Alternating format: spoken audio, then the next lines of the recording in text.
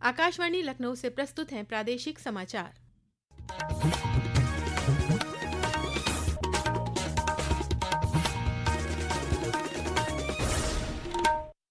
मुख्य समाचार।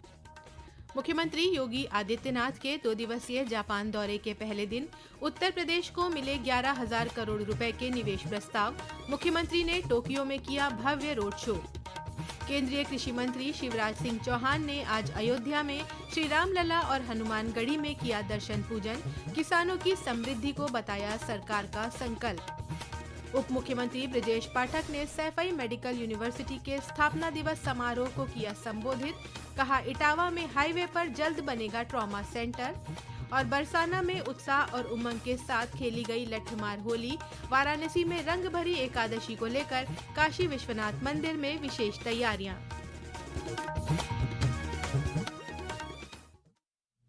नमस्कार, प्रदेश के समाचारों के साथ मैं तनवीर फातिमा और अब समाचार विस्तार से। मुख्यमंत्री योगी आदित्यनाथ सिंगापुर के बाद आज 2 दिवसीय दौरे पर जापान पहुंचे। पहले दिन मुख्यमंत्री ने जापान की प्रमुख कंपनियों के अधिकारियों के साथ मुलाकात की। इस दौरान अलग अलग कंपनियों के साथ लगभग 11,000 करोड़ रुपए के समझौता ज्ञापनों पर हस्ताक्षर किए गए। ये समझौते कृषि यंत्र निर्माण, औद्योगिक मशीनरी निर्माण, हॉस्पिटैलिटी और रियल एस्टेट जैसे अलग अलग क्षेत्रों से जुड़े हैं। मुख्यमंत्री ने टोक्यो में आयोजित वृहद यूपी निवेश रोड शो में कहा कि उत्तर प्रदेश आज सुरक्षित माहौल, मजबूत इंफ्रास्ट्रक्चर, बड़ी बाजार क्षमता और युवा कार्यबल के कारण निवेश के लिए भारत का सबसे बेहतर राज्य बनकर उभरा है। उत्तर प्रदेश में आपका निवेश इसलिए भी सुरक्षित है क्योंकि उत्तर प्रदेश में एक सुरक्षित वातावरण है, स्केल है, तो उस स्केल को स्किल में बदलने की सामर्थ्य भी है, स्टेबिलिटी है, स्पीड है। ये सभी कुछ आपको उत्तर प्रदेश के अंदर देखने को मिलेगा। भारत और जापान के बीच सांस्कृतिक संबंधों का जिक्र करते हुए मुख्यमंत्री ने कहा कि उत्तर प्रदेश में प्रधानमंत्री नरेंद्र मोदी के नेतृत्व में रामायण सर्किट और बौद्ध सर्किट विकसित किया जा रहा है। उन्होंने कहा कि भगवान राम और भगवान बुद्ध का संबंध सूर्यवंश से था, जिसका जुड़ाव जापान से भी है।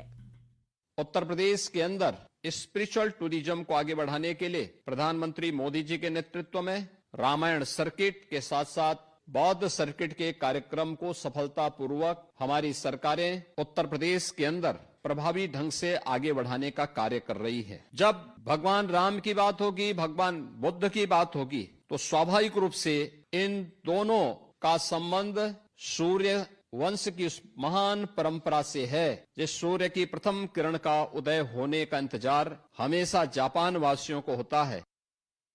मुख्यमंत्री ने आज जापान के विदेश मंत्री तोशिमित्सु मोतेगी से मुलाकात की और भारत जापान के बीच व्यापार, निवेश और तकनीकी साझेदारी को बढ़ावा देने को लेकर चर्चा की। टोक्यो में मुख्यमंत्री ने भारतीय समुदाय के लोगों के साथ संवाद भी किया। केंद्रीय कृषि एवं किसान कल्याण मंत्री शिवराज सिंह चौहान ने आज अयोध्या में श्री रामलला और हनुमानगढ़ी में हनुमान जी का दर्शन पूजन किया। केंद्रीय मंत्री ने कृषि विज्ञान केंद्र का दौरा भी किया। मीडिया से बातचीत में श्री चौहान ने कहा कि असली नीतियां खेतों के साथ किसानों के बीच बनती हैं। नई बीज किस्मों, इंटरक्रॉपिंग और एकीकृत खेती के माध्यम से किसानों की आय बढ़ाना सरकार की प्राथमिकता है। उन्होंने कहा कि अन्नदाता की समृद्धि ही सरकार का संकल्प है। केवल गेहूं या धान या गन्ने की अकेले खेती ना करें, उसके साथ फल, सब्जियां, फूल, औषधि खेती, अलग अलग तरह के कई काम करें तो किसानों की आय बढ़ती है। हमारा उद्देश्य है देश की खाद्य सुरक्षा सुनिश्चित करना, पोषण युक्त आहार सबको मिले और किसान की आमदनी बढ़े। यहाँ लगातार योगी जी के नेतृत्व में उत्तर प्रदेश की सरकार भी बहुत बेहतर काम कर रही है। केंद्रीय स्वास्थ्य मंत्री जेपी नड्डा ने कहा है कि स्वास्थ्य के क्षेत्र में एआई का प्रभाव बढ़ने वाला है, जिसे देखते हुए स्वास्थ्य मंत्रालय ने 2 पहल की हैं। श्री नड्डा ने कल गाजियाबाद में एक अस्पताल में एआई आधारित ICU कमांड सेंटर की शुरुआत की। कार्यक्रम को संबोधित करते हुए उन्होंने बताया कि सही नाम से एक पोर्टल लॉन्च किया गया है, जिसमें पैरामीटर को मॉनिटर करने का प्रयास किया गया है ताकि एआई का प्रयोग जिम्मेदारी के साथ हो सके। हमारे स्वास्थ्य मंत्रालय ने भी 2 इनिशिएटिव्स लिए हैं। एक strategy for AI health care India सही नाम से एक पोर्टल लॉन्च किया है, जिसमें हमने पैरामीटर्स को मॉनिटर करने का प्रयास किया है। एक हमने benchmarking tool for health artificial intelligence solutions, बोध, इसको भी लॉन्च किया है, जो AI एप्लीकेशन को टेस्ट करेगा और वैलिडेट करेगा। इटावा स्थित सैफई मेडिकल यूनिवर्सिटी के स्थापना दिवस पर मुख्य अतिथि के तौर पर पहुंचे उप मुख्यमंत्री ब्रजेश पाठक ने कहा कि सरकार स्वास्थ्य सुविधाओं को लेकर प्रतिबद्ध है। उन्होंने कहा कि यहां हाईवे पर दुर्घटनाओं के कारण मरीजों को अस्पताल तक लाने में दिक्कत होती है, इसलिए हाईवे पर ही एक बड़ा ट्रॉमा सेंटर बनेगा, जिसका संचालन सैफई मेडिकल यूनिवर्सिटी द्वारा किया जाएगा।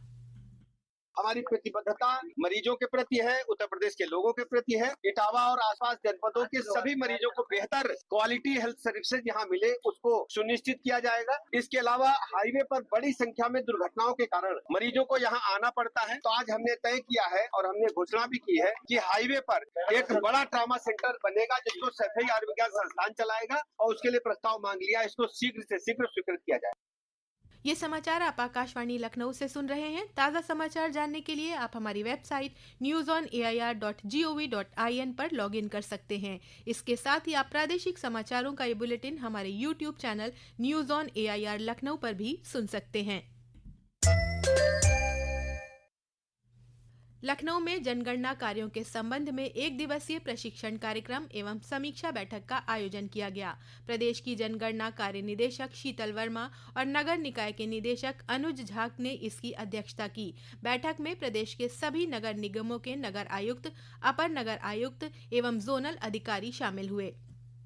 प्रदेश की नदियों में संचालित पंजीकृत नावों के नाविकों और यात्रियों की सुरक्षा के लिए लाइफ जैकेट का वितरण किया जाएगा।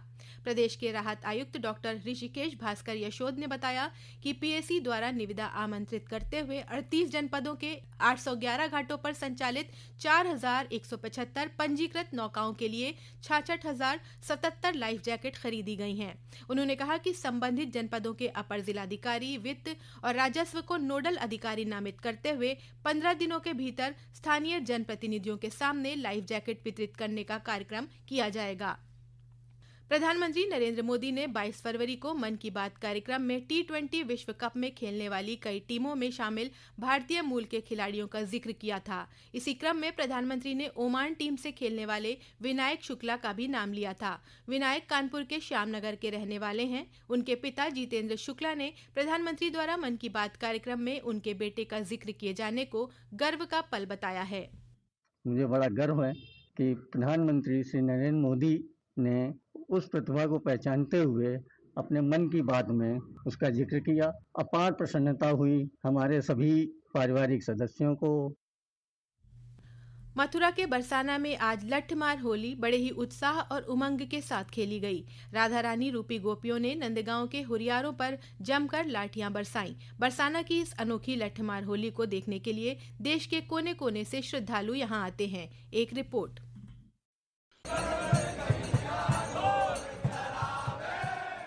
समूचे ब्रजमंडल में होली का उत्साह और उमंग देखने को मिल रहा है। आज प्राचीन परंपरा के तहत लठमार होली खेली गई। बरसाना में राधा रूपी गोपियों ने नंदगांव के कृष्ण रूपी हुरियारे पर लाठियां बरसाई, जिसका बचाव हुरियारों ने अपने साथ लाई ढाल से किया। इस दौरान होली के गीत भी गाए जाते हैं। ब्रज में 40 दिन तक चलने वाले होली उत्सव में लठमार होली का विशेष महत्व है। मोहम्मद उमर कुरैशी, आकाशवाणी समाचार, मथुरा।